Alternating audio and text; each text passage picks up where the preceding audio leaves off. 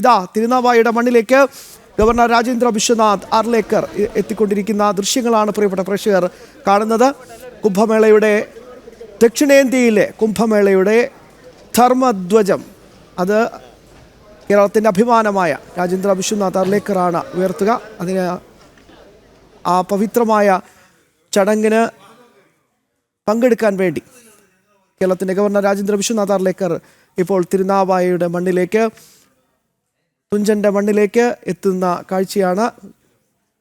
സ്വാമി ആനന്ദവനം അദ്ദേഹത്തെ ഔപചാരികമായി സ്വീകരിക്കുന്നു.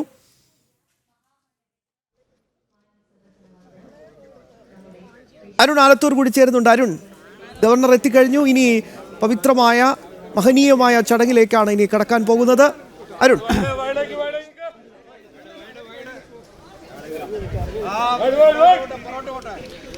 തീർച്ചയായിട്ടും ശ്യാമ, ഗവർണർ രാജേന്ദ്ര വിശ്വനാഥ ആർലേക്കർ അദ്ദേഹം നവാമുകുന്ദ ക്ഷേത്രത്തിലേക്ക് എത്തിയിരിക്കുന്നു. ഇനിയിപ്പോൾ ഏതാനും നിമിഷങ്ങൾക്കകം തന്നെ നിളാതീരത്ത് അദ്ദേഹം കുംഭമേളയുടെ ധർമ്മധ്വജം ഉയർത്തും.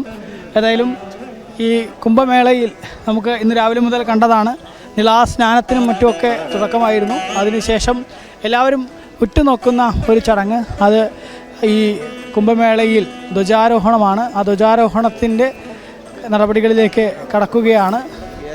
കൃത്യം 11 മണിക്ക് ശേഷമാണ് ധ്വജാരോഹണത്തിൻ്റെ മുഹൂർത്തം. ഇപ്പോൾ തിരുനാവായയിലെ ശ്രീ നവാമുകുന്ദ ക്ഷേത്ര ദേവസ്വം ഓഫീസിലേക്ക് ഗവർണർ കടന്നു ചെന്നിരിക്കുകയാണ്.